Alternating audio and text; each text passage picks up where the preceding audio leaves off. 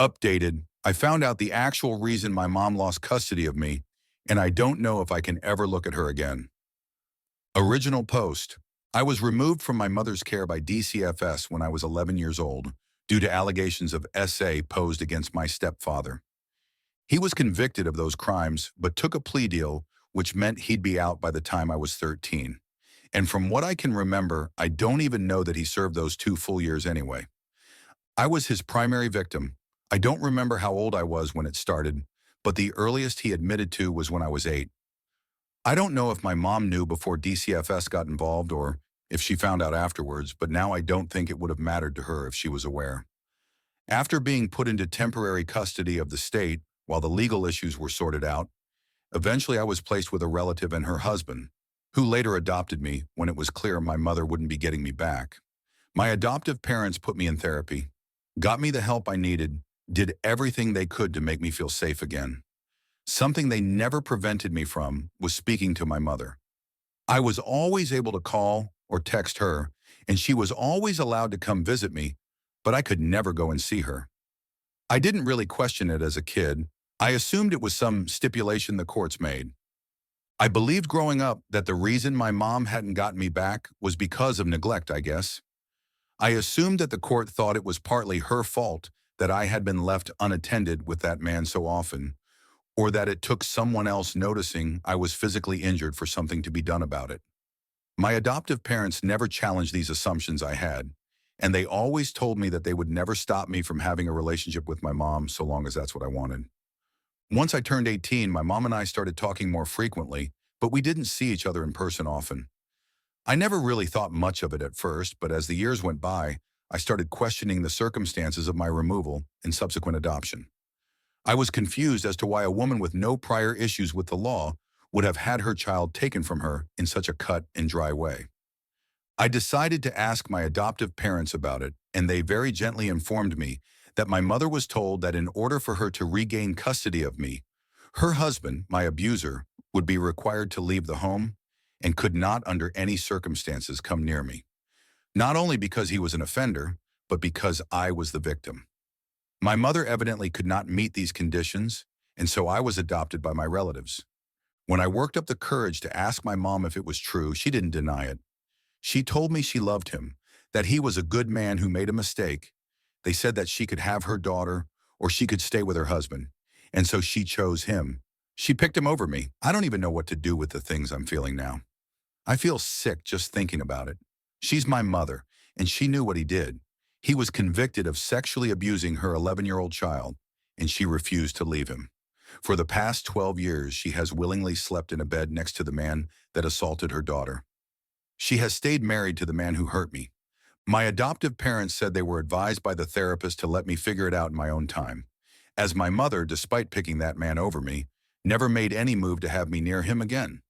She just wasn't willing to make him leave so that I could be with her. Evidently, the therapist thought it would be more detrimental in the long run to keep me from communicating with my mother entirely. None of that makes me feel better. The past 2 days have felt like a nightmare. I don't understand how she could stay with him. I don't understand why she chose a monster over her child. I'm trying to understand why my adoptive parents didn't tell me, but to be honest, I don't really understand their reasoning either. My mom has been texting me, but I haven't answered. I can't even think about her without feeling nauseous or so angry I want to cry or both. My adoptive parents keep checking in on me, but I've only answered the phone for them because I don't want them to drive here out of concern. I really don't even know what to do anymore. Edit. I said this in a comment, but I thought I'd clarify here too. I'm not necessarily mad at my parents. I'm just overwhelmed with the reality of this situation. I don't know how I feel, but I know I need time to feel it. I am still in therapy, which is related to the abuse I experienced, so I do have a professional to rely on for guidance if I need it. And I don't think I'll ever be able to speak to my mother again. I can't get past this to forgive her or understand her reasoning, and I'm not sure I will ever want to try. Additional comments. Commenter 1. Your adoptive parents consulted with medical professionals on how to deal with this. They took that advice because they didn't want to cause you more harm and because they love you. They were putting you first because you were their priority over their own feelings. How do I know that? Because I had a family member in a similar situation. It ripped them to pieces every time their child had contact with the parent that refused to protect them, knowing that child was being harmed repeatedly. Everything your adoptive parents did, they did out of love for you, no matter how hard it was on them. I will be honest. I don't understand people like your mother. Children should be protected at all costs. At the very least, you need time and distance from her. You may be able to forgive her, but don't trust her. If it were me, that relationship would be over. If you're not in counseling still, then please find counseling. This is a horrendous thing to deal with and just too hard for a person to do on their own. Sending good thoughts and wishes for your healing. OP. Thank you. I really appreciate this perspective. I know they made choices for me based on what they thought would help me most. In the end, this is just such an, I don't know, insane thing to try and process. I feel like I'm kind of losing it. I don't understand my mother either. I don't know how she's able to sleep at night knowing the things that man did. I can't wrap my mind around it. I do have a therapy appointment coming up soon, unrelated to this specific part of my situation, so I am going to have professional help in dealing with this. I'm just feeling really lost and overwhelmed right now. Commenter 2. One of the most disturbing things is that your mom calls her husband sexually assaulting you for years since you were 8 years old. A mistake. Her husband made a mistake, and that's a profound level of delusional belief that it was his decision to rape you for years and only stop back the authorities were involved. Sexual assault is not a mistake, is a planned, premeditated decision. OP. I haven't been able to stop thinking about that part. The way she called it a mistake, said that he's a good man. She dismissed it as though he didn't make a conscious choice to go into my bedroom every night for 3+ years, like it was an accident or somehow unintentional. The good man she's married to is a predator who will be on the registry for the rest of his life for the things he did to me. I assume my mother would have loved me enough to at least acknowledge the severity of what my stepfather had done. Evidently, I was wrong. Commenter 3. I understand how you feel about your bio mother, although our situations were different in many ways. About your adoptive parents. If it's any consolation, think about how hard it feels to deal with this. Do you think your younger self had the tools to healthily process this? I understand they might have been afraid of you developing issues while you were still at a critical age. Imagine you understood it was wrong. Kids tend to blame themselves. You might have thought it was something about you that made her choose him. Imagine you didn't understand it was wrong or, worse, normalized it. Is that the idea of love you would like to have nowadays? Would you like to have grown under that weight? Your adoptive parents made a difficult choice in a situation in which you would always lose. It is difficult to know what the best course of action was, but I think they have proven they love you. You are worthy of love, of being chosen regardless of the amount of DNA you share or not share. Now for the update. Hello, I guess I wanted to write a little bit of an update. I didn't expect that many people to see the post. Honestly, I just needed to vent, and I didn't want to dump any of that on my friends or family.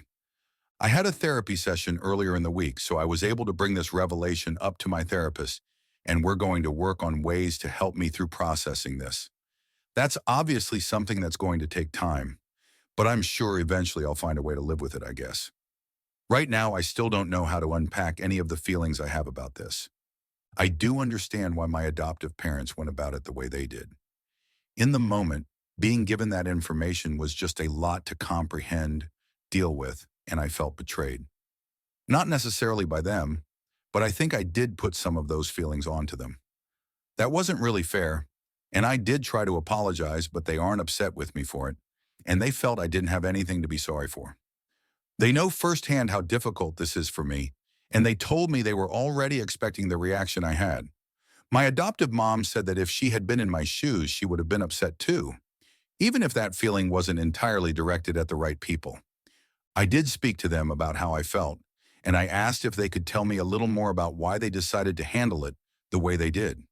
They said that when they got custody of me and saw all the ways the trauma from my earlier childhood manifested, they wanted to do everything to make sure I would be able to grow up as cared for and well-adjusted as possible. When the therapist encouraged them not to tell me the truth or challenge my belief that I'd been removed from my mom because of neglect, They followed that advice. The doctors and my parents thought it best for me to understand my mother's choice on my own. They said that I had already been failed by so many adults in my life that were supposed to protect me, and that they didn't want to add to that list. My adoptive dad also mentioned wanting me to be able to enjoy at least part of my childhood without something like that revelation hanging over my head, which, looking back at all of it, I really appreciate. I don't remember much of my childhood up until I was put into my adoptive parents' custody, and what I can remember isn't great, but the childhood they gave me made up for that in spades. I know the choices my adoptive parents made for me were made with my best interest in mind. I love them, and I know everything they did was out of love for me too. I feel like people misinterpreted what I was saying in my last post about my feelings towards them, so I just wanted to clarify that part of it. Regarding my mother, I essentially told her that I wasn't interested in speaking again, given everything I know now. I don't know how she took it because I've since blocked her number. My parents have agreed to reiterate that message for me if she contacts them, but I don't think she will. I'm never reaching out to her again. I can't do it. I think part of me is always going to be wondering why she did the things she did, but based on all the answers she's given to my questions so far, I'm not sure her honesty would be very helpful to me in the long run. Thank you for your words of encouragement and kindness. I really needed them in that moment, and I truly appreciate you all for it. Story 2. Updated. Am I the a-hole for thinking about divorce? Original post. Throwaway as my husband knows my Reddit. I, 34F, have been with Ken, not his real name, 37 and M, since I was 16. We met in school as he was my brother's friend. We have been married for 10 years, have a 2-year-old son and one on the way. Ken has always been my person, the person who you can't picture life without, and I honestly can't remember not loving him. I grew up with him, he's my everything. Unfortunately, Ken has this issue where he takes on everyone else's feelings, like to heart. I'm not saying it's a bad thing. However, recently, his best friend of 20 years has just found out that his wife has been cheating on him and none of the children are his. Obviously, his friend is devastated and is staying in our guest room. He's a nice guy, just life has him down right now. He started the process of divorce. The more time Ken spends with his friend, the more depressed he's become and distant. Our mornings used to start where I would wake up at 6 a.m., with our son make breakfast, then about 8 a.m., I could wake Ken up with a coffee and some breakfast before going to drop little one off at nursery and go to work. Ken works from home most days, only going into the office on a Monday. So I'd give him his coffee, he'd give me a kiss, and then I'd go off on my happy little way. Then I'd finish work, get our son, and go home where Ken would be making tea. I'd clean up after, whilst he was bathing our son and putting him to bed. I thought this was life. It might sound boring to some, but it was my life, and I loved it. Our house was filled with love. We would spend our nights cuddling, talking, watching a movie, date night once a month. We would take our son out together on a Saturday, and then Sunday go visit family or have friends over. You get the picture, I'm rambling. Sorry, anyway, for the past month, things have been changing. Ken is more depressed. I make him a coffee in the morning and just get a mumbled thanks. I'd come home from work and the friend and him would be in the living room watching sports. I'm now making tea, bathing our son. Neither of them will barely talk to me. We don't go out on the weekends together. I feel like a single parent. I've tried to talk to Ken about it all, but I get one-worded answers. Then he stays up till about 1 a.m., which I know it's not super late, but I'm passed out by then. I'm exhausted, alone, and pregnant. I miss my husband. Yesterday, I came home from work, and you know when something just doesn't feel right? Well, I went to find Ken to see what he was doing, as his friend wasn't in the house, but Ken's car was. He was in his office looking up DNA kits for our son. I asked him why, and his response was, "Well, I just want to make sure all the kids are mine before I continue looking after them, as I'm not a free childcare." This broke me. When I say I'm devastated, it's an understatement. But if he thinks that I've cheated on him, then surely the trust is gone. Is there any going back? Am I just being pregnant and hormonal? Would I be extreme for looking for a divorce? I could put the papers in the envelope with the results from the DNA test.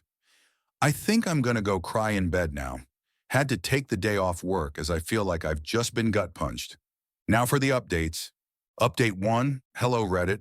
Well, after my post earlier this afternoon, I cried, then read all your lovely comments, and I couldn't be more grateful. I think posting about it here really helps for some reason. Weird how telling complete strangers that I'm struggling with life seems to help. So I think after my pity party, which couldn't last long due to being a parent, I called my stepmom and dad. My mom died when I was 10. They are coming to stay with me on Friday. Crying on the phone helped, although I'm not really sure they could truly understand a word of what I was saying.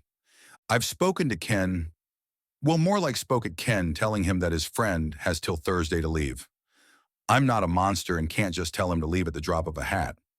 I've also told Ken he needs to leave too. Whilst yes, I could go to my dad's house, I don't want to disrupt my little one more than needed, and all the things for my baby is here too. Especially as I'm 8 months along, it just seems stupid for me to be the one to leave. I've made it a point of not pointing out it's my house either. I'm trying to be calm and sensible. I'm not 100% sure Ken listened, but I did message his sister, who is a force to be reckoned with, and she said she will make sure he's gone by Thursday night. Things I've told Ken I want is yes, he can have the DNA test, but I will be damned if I'm the one to do it. He can also have one for the baby, as I ain't got shit to hide. I know that some people have questioned why I'm so against it. Let me make something clear. I would never cheat because, as I said in my last post, Ken is, or was, I don't know, my person. He's the only man I've ever been with. So that isn't any concern of mine. I'm just hurt that he wants one because clearly he doesn't trust me. So things I want him to have the DNA test mainly so I can make him eat the results. Not literally, I'm just venting. I'm also going to suggest couples therapy. I already see one due to losing my mom and my little sister in a car crash when I was little. I want to suggest he sees one alone, but you can lead a horse to water but can't make him drink it. I don't want to force him to do anything he doesn't want to do. I want him to maintain contact with our son. Yes, he doesn't believe he's the father right now, but that's no reason he should neglect him, as he's his, and I don't want to upset my son. Yeah, he's only 2, but still he deserves all the love from both his parents. He's done nothing wrong. Then obviously this one when she comes along. Still not sure about the state of my marriage, but even if divorce is what happens, I need to be able to get through to him so he can be the father he was. Am I going insane? Do I sound insane? I don't know why writing here helps so much. Thanks, Reddit. Update 2. Hello again. I don't know how to update posts, so I just had to make another one. Following my 2 other posts, I will answer some questions. Yes, it is my house. It was left to me when my mom died. I have lived here all my life. I didn't move out because I have a child and one on the way, so why should I be the one to leave? I get that some people believe I was the for asking him to leave, but as I was heavily pregnant, have a toddler, and it's my house, I wasn't about to leave. Yes, he could have stayed, but have you tried living with someone who just wants to argue or just not talk?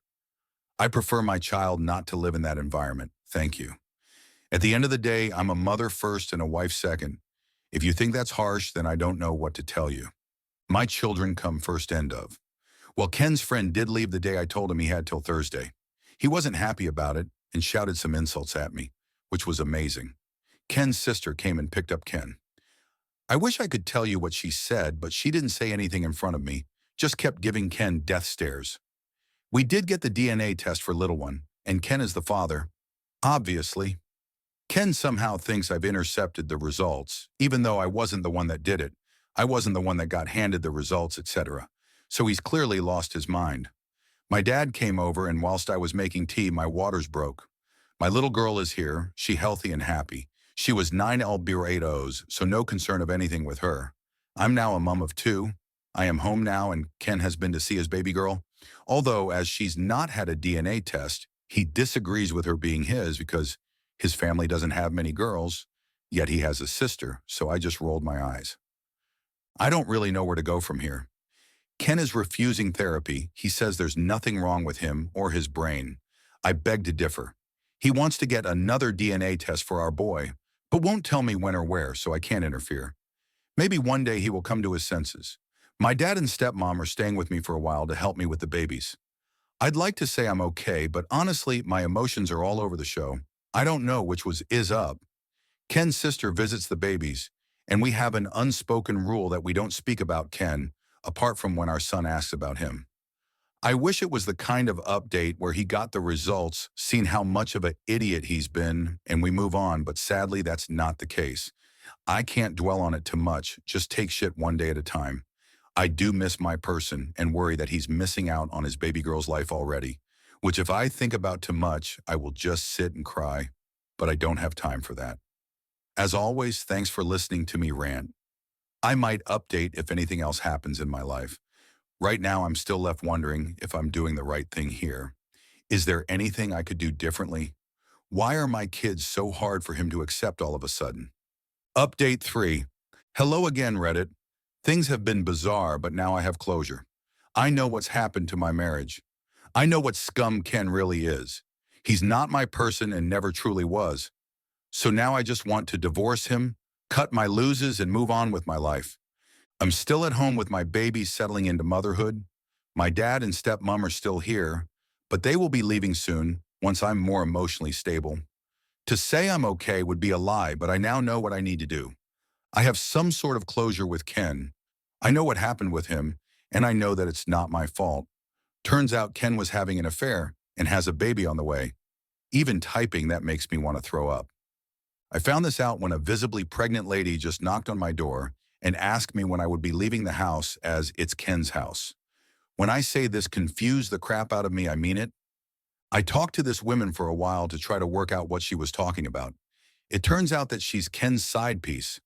Well, technically in her head, she's his fiancée. A month ago, Ken got down on one knee and proposed to her in my fucking kitchen. Classy, right?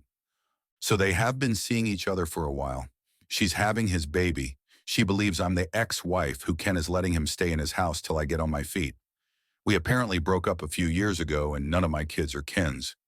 When I got to work in the mornings, Ken goes to her house and works from there. They were waiting for marriage to move in together. How you trying to marry someone when you are already married? Fucking weirdo. I asked for proof of all this. She has pictures of them together. Apparently she has a OF account that they make content together. I told her we are still married and explained everything to her. I'm not sure what she's going to do. But hey, not my circus, not my monkey. Now I want a divorce. Is it true that once you talk to a solicitor about divorce, they can't represent the person you're divorced? I want to go around our town and meet with as many solicitors as possible, as the first hour is free so that he has a very hard time getting representation. Is that too petty? The house is in my name only and is protected, so there is no way he can take it.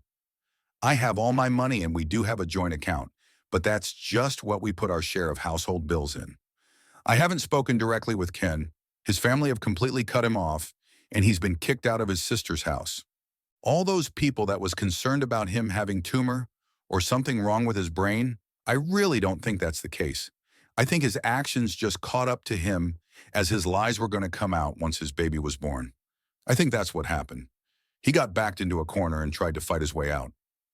Through divorce process, I will get the court to do DNA testing, so he has proof for both. Even if he chooses to not believe it. I'm mentally exhausted from all of this and sat wondering how I didn't notice. Might have to go for an eye test.